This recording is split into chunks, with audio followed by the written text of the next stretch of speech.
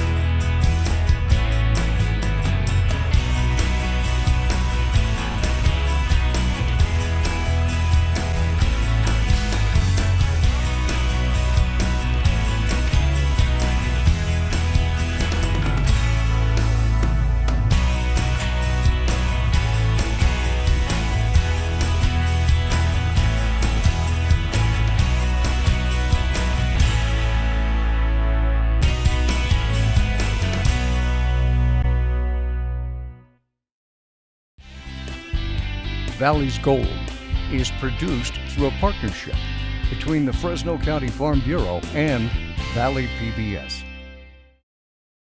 Production funding for Valley's Gold is provided by Everyone enjoys getting together to laugh, to talk, and mostly to eat. It sounds so simple, but the reality is that it takes a lot of hard work to feed us. The next time you sit down to eat, remember to thank our farmers. Gar Tutelian Incorporated since 1949 at 800-696-6108. The Myers Water Bank and Wildlife Project, a water resource and education program, providing an educational experience that teaches students in the Central Valley about water and wildlife. For more than 60 years, Brandt has been a major supplier of agricultural specialty products. Formerly Monterey Ag Resources, Brandt provides sustainable solutions for both conventional and organic growers. Brandt, we're proud to call the Valley home. I'm beginning my experience at DNS Farms near Atwater. With me I have Brian Carter. Brian, thanks for joining me. Thank you. Well, first let's begin with, you're new at this farming gig. You've only been at this a couple years. Yes, my prior history, I worked at Verizon Wireless as an advanced solutions architect, some more of the technical machine-to-machine type technology, and then a few years ago, my father-in-law invited me back to work with the company. Awesome, so we're at DNS Farms. What do you guys do here? Here we do sweet potatoes, almonds, and we also do rye. And you guys have been around for quite some time. Oh, about 100 years. My father-in-law's been here for quite some time and has been farming these sandy grounds. When do you plant a sweet potato? Okay. Sweet potatoes right now, we're harvesting them right now, and this is one of our sweet potatoes we have. And what we do, probably in the February-March timeframe, we can either store this potato up to 1 year, okay, or we can actually take this potato and use it as seed. We'll plant this potato into our hotbeds, and then vines will just grow. We'll put about this much dirt on top, and we'll have vines grow on top. We'll take those vines, and that's actually what we'll plant. So we'll take...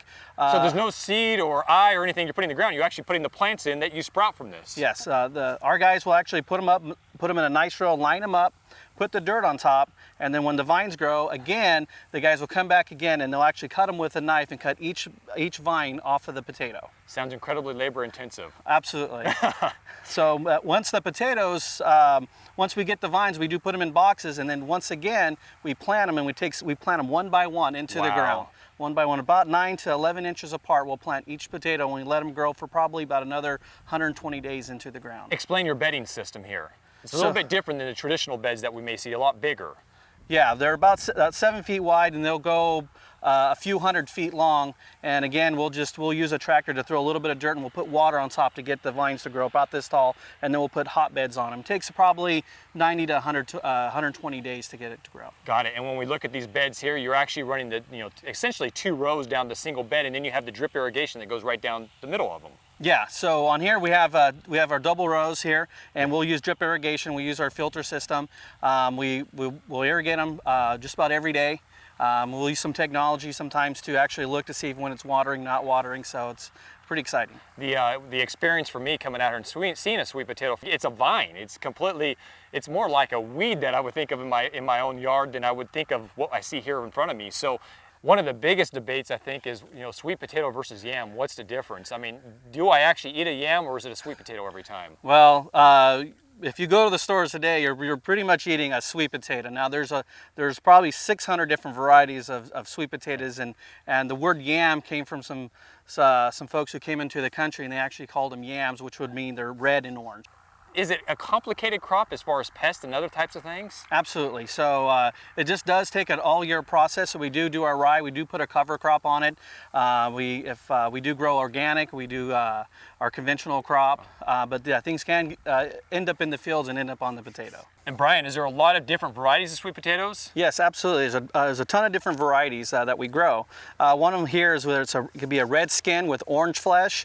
We have orange skin. They're white and white inside, and some are purple and purple inside or white. You're really looking for characteristics as far as cooking and taste and all those kind of things, right? Yeah, absolutely. When we take a look at them, we do test different varieties before we put them into the ground and make sure they taste good, the color's good, they look good, so when they come on the ground, it's the best potato we can find. Well, how do you know this thing's ready to harvest? What we do is when we're growing the potato, when they're in the ground, we actually just come out here and do different spots in different parts of the field, and we just dig them up, and then we look for the shapes and sizes for the potato to make sure that they're ready. Well, great. Let's talk about this harvesting process we have going on behind us. Okay. It doesn't look overly complicated, but it's a quite intensive process to actually pull them out of the ground. Absolutely. So as you can see here, what we do is we grow the vines, and the vines will grow pretty tall and thick and almost end up like rope. Yeah. So we do have a mower, and the mower will actually we'll cut it up and grind it and grind the vines down, so before they get to the harvester, the guys don't have to sort through all the vine. Got it. Okay. And before the potato actually comes up on a harvester, we actually want to take the stem off too. So we actually will have a stemmer that will go. It'll actually turn and it'll kind of just pop the stem. So by the time it gets on the harvester, the guys actually sort through the potatoes. And when they're doing the sorting process, they don't have to worry about a stem or something being connected. That was one of the more distinctive machines I've seen over time. Is that it's real different and it pulls it out a little bit and actually just rips it off. So these guys aren't having to do a ton of work to have to separate that vine. Not to separate it, no. Yeah. And then when it comes to the trailers we see behind us, it's half mechanization, half hand labor. It's actually being pulled out of the ground by the tractor and just the process. Could you explain that? Yes, when the potatoes are coming up, we have a blade that will go underneath the ground and go right underneath the potatoes, and they will come up on our conveyor belt, and when they get on top, the guys will sort them. We will sort them by size, depending on what they look like, and we only pick out the best looking potatoes that we can find. Great, and then once those bins are then taken to the end of the field, they're loaded onto the truck and then hauled over to the processing plant? Yes, so yeah, we get our forklifts, we put them on our trucks, and we'll take them to our packing shed, and then we can store them up to a year. Great, and then after harvest, Brian, what's done with these fields? Actually, we'll disc up the field, and a lot of times we won't replant them next year. We usually have them on rotation, so we'll do them every other year, so we'll probably put rye out in the field for this next coming year. Well, fantastic. You've been a wealth of information about the sweet potato. I'm headed over to see how these things are processed in the packing shed. All right, thanks so very much. Appreciate it.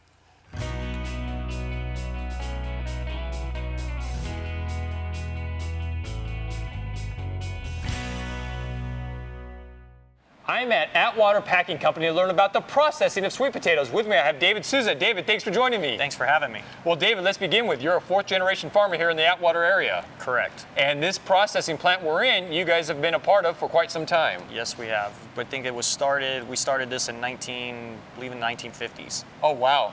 And so the processing of sweet potatoes isn't overly complicated, but explain it to me.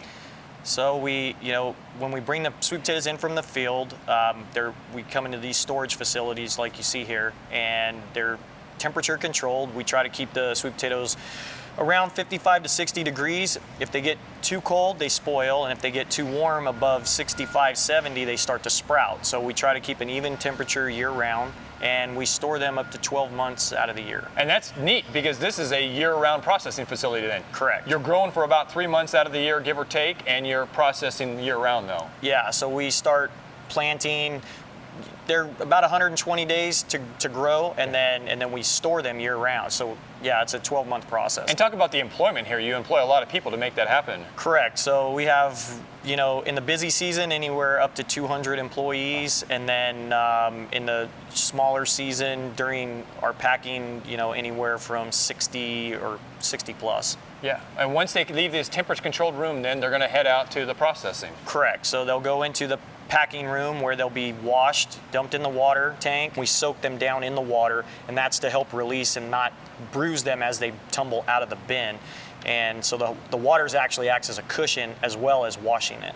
They'll be washed, they'll go through a heater where they're dried, and then we'll pack them individually by size and fill up the 40-pound cardboard containers, and then they get palletized and then shipped out.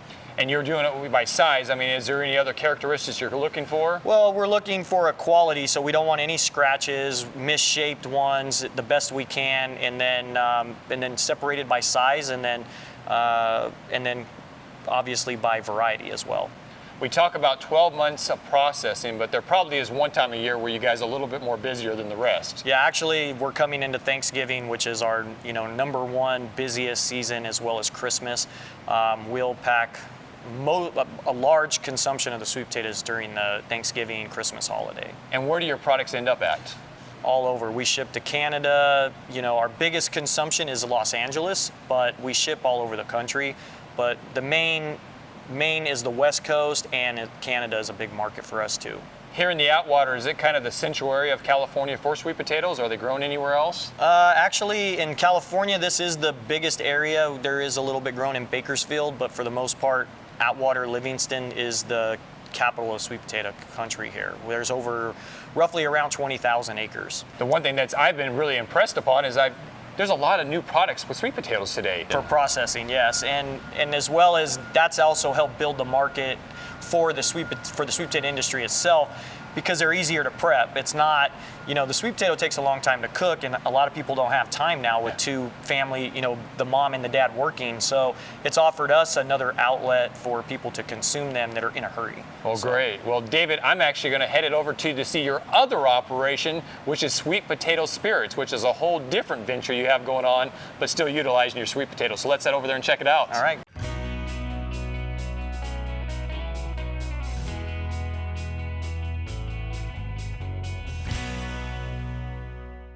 What is Sweet Potato Spirits? Sweet Potato Spirits is started, in 2010. I make a sweet potato vodka, a rye whiskey. We make a barrel-aged sweet potato liqueur, sweet potato gin. So, all across the board, a spirits company. Is this a first of its kind? I mean, sweet potato spirits isn't something you necessarily, I think, of when you go to the supermarket. No, so it was the world's first sweet potato vodka, and then we ventured into the rye whiskey as well, which is not something new, but we started really the first farm-to-bottle process in the United States. How did you ever think of this? I just looking for another venture. I had some restaurants and promotion company in Las Vegas, and it kind of all tied together. I wanted to sell that, and still looking at that aspect of the business, trying to bring the farm to the city, and that's kind of my correlation of bringing the two together. Well, so let's start with the sweet potato vodka. What is the process to make it? Well, the process, starting in the farm, we raise everything from, we start the sweet potatoes from seedling to the harvest, and then I bring them into the distillery. We grind them up, throw them into a mash tank, and we cook them. We cook them anywhere from roughly 2 to 3 hours. We have to convert all the sugars and starches and make them fermentable. That takes anywhere from roughly about 2 hours. Once the sugars are all complete, we go into fermentation. We pitch in yeast. We have a turbo yeast that we use, a custom yeast that we have made.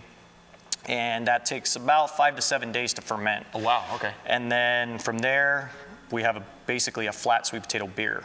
We pump that into the still, and we distill it off at roughly, if we're making whiskey, it's 140 proof to 150 proof, and the vodka has to be distilled up to 190 proof. Wow, okay. And you were talking about the draw down, what you actually have in the tank, the large tank, goes down to the small tanks, and Yeah. how much you lose a ton of water in that process. Yeah, and product. So we start with 530 gallons of beer, and we end up with about 40 gallons of alcohol. Wow. So I mean, it takes a lot of sweet potatoes to end up in the bottle there. Big losses, yes. And when we talk sweet potato vodka, what is the type of characteristic that we're looking at? Is it different than a traditional vodka? Is there a characteristic that makes it distinctive? I think the nose on it, the way we distill it, and the nose is a little bit more aromatic than your typical rubbing alcohol vodka. And then also the flavor profile is a little more like caramel and buttery on the finish. So it's a little bit sweeter finish than your standard grain vodka,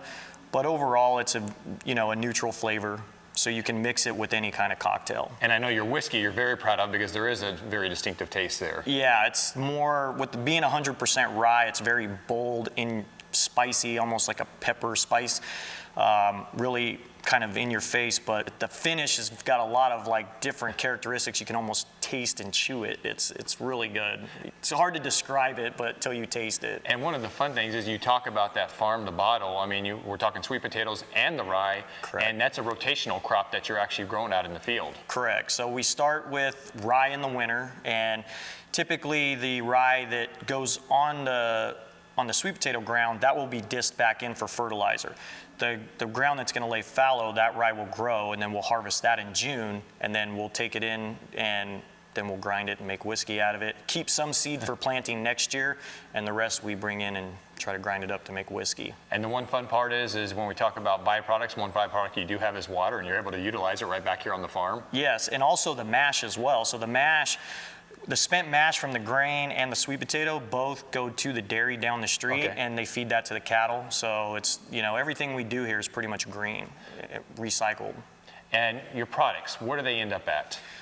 Bars, restaurants, grocery stores. We've just picked up locally Save Mart. We picked up Whole Foods. We're hoping to be into Bevmo pretty soon here. We just had a meeting with them. And then also, most of your local finer restaurants have started to pick us up. And what brand names would we see your products under? Corbin Cash, that's our brand. Okay. Everything's branded after my son, who's the 5th generation. And one of the things that a lot of local folks down at the Fresno Food Expo know of you, because you have been one of the popular visits every year. Yeah, so we with the Food Expo actually gave us a lot of exposure, especially in the Fresno area and in the Southern Valley. So it's been really good to work with them. And when we talk about awards, I know you're very proud of some of the awards that you've already received for this. Yeah, we've had multiple double gold medals at World Spirits Competition, the World Wholesalers Convention. So it's been really good acclimates for us, as well as a lot of write-ups in different magazines. Well, Dave, thank you so much. Incredibly informative, and I learned a whole lot more about the vodka world. Well, thank you for coming out. Appreciate it. Thank you. Thanks.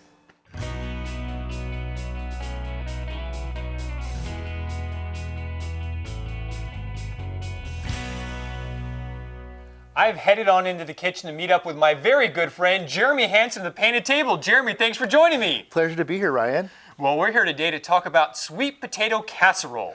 Oh yes, it's that time of the year. It is that time of the year, but you had a very special project that involved this recipe here recently. As a catering company, we get thrown challenges on a daily basis, but this was the challenge of all challenges, I must admit. What was this challenge? Well, we were contacted by the Food Network, and we had 10 days to plan a huge, massive world record sweet potato casserole. A sweet potato casserole world record. What does that involve? Well, it involves a 10-foot long vessel, 2 feet deep, and 1.5 feet wide. And we were actually at the Livingstone Sweet Potato Festival. And how do you even remotely start to plan for something like that in 10 days? It was a challenge, but we did it. And how did you guys cook something that large? We actually cooked. It took us 4 full days to cook, to roast the sweet potatoes. Yeah. And these were all California grown sweet potatoes. California grown sweet potatoes. We cooked the potatoes. We did layers of sweet potatoes in the vessel itself. We salt and peppered, seasoned every layer, and we actually came in right. We actually had a deadline too. Wow. Okay. So you had a time limit as far as time limit. Oh my gosh, that's amazing. Yeah. Well, Jeremy, let's learn what this world record casserole has involved in it. Great, you want to keep things very, very simple, dealing with high-end California fresh ingredients. And what we've done here, this casserole, we're actually going to be varying it up a little bit. You think of sweet potatoes, you can think of sweet potato pie. Yeah. And this kind of looks like sweet potato pie filling. Yeah, and this is just pureed sweet potatoes? This is roasted sweet potatoes that we've pureed. Wow, okay. And what we're going to do is we're going to actually add some texture to this recipe. Okay. We're going to add some roasted sweet potatoes right into the puree. And one thing we've talked about in this episode, but I'm going to talk about it again, the difference between a sweet potato and a yam. There really isn't There a is difference. no difference. There really isn't a difference. So find whatever your favorite sweet potato color is and make the casserole out of it. I prefer the orange sweet potato. Yeah. And so you want to go ahead and give that a mix, and you have all these wonderful ingredients. And just by putting these two simple ingredients together, it smells like the holidays already. Absolutely. But we're gonna amp it up a lot more. So we're gonna add some That just looks like local honey. Wow, okay. Yeah, this You got is a natural actually sweetener there. Natural sweetener. And the sweet potatoes are already sweet, so you really want to watch your sugar. Yes. You want to add some nice golden brown sugar. Okay. And a little bit of ginger. Ginger? Ginger is a little bit of spice that is just, you'll know if it's not in it. And that's the one reason I love having you on the show is you use all these ingredients you don't think of in this type of... It's really, it amps up and it enhances all the sweet potato flavored notes. And this is a little fresh nutmeg. Wow, okay. And of course, it would not be a casserole without cinnamon. Cinnamon, yep. Smell that. Yeah, sounds great. Freshly ground, just for you. And then, since we're doing a casserole, we always want to make sure we have a binding ingredient, and it's a nice organic egg. Egg, just a single egg, too? Just a single egg. Okay. And a little pinch of salt. Okay. And what the salt is going to do, it's going to actually enhance and make the dish a little actually sweeter. Wow, okay. Believe it or not. Take that out of here. But overall, that's why I'm so impressed with some of you have such exotic recipes, but really, the ingredients are pretty simple. Keeping it simple, keeping it fresh as possible, and really, using good ingredients is a big, big difference. And your family and your friends will just appreciate you making that extra little gesture. It looks like I'm starting to see that texture come together now. It smells so amazing. The next thing you want to do is you want to use a nice sturdy casserole dish. Okay. Today, I'm using a nice stoneware dish. You want to make sure that you spray your casserole dish, because one, it's going to make the dishwasher really happy. Yeah. You're going to have a nice clean dish. I know firsthand that this will really stick to the pan. So. This is definitely going to stick to the pan because of the sugar in it. And then what you want to do is you want to just put that right into the casserole dish. It's looking great. And we're not done yet. And go ahead and smooth that out. Okay. Oh, I'm sorry. And I'm going to lift that up.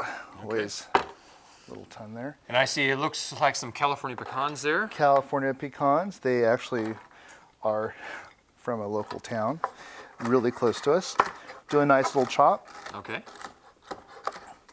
Like I said, this recipe is available many different places on our Facebook page, also probably on your Valley's Gold website. Valley's Gold website. Valley'sGold.org. And what I've done is I like to put a few some whole ones okay. and some chopped just gives ones. it that decorative holiday look to it. Yeah. And that is what you do. That is it. And pop in the oven at 350 degrees for about 45 minutes. Okay. And what's going to happen is I have one that's ready. Really? Okay. The magic of TV. Magic We're able to... of TV. And oh my gosh, you got that nice golden brown look to it there. Yes, I do. Yeah, we got to dish some of this up here. Beautiful casserole. Looks spectacular. Might be kind of warm, Ryan. Okay. Well, I can deal give with it that, a try. so I'm definitely going to give this a try.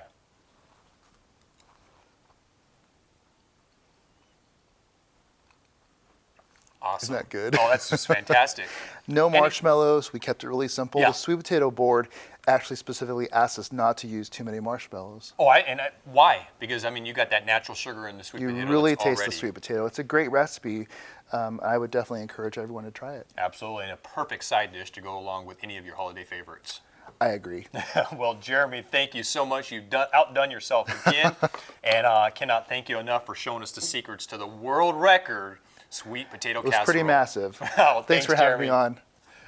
And I hope all of you will join me next time for more Valley's Gold.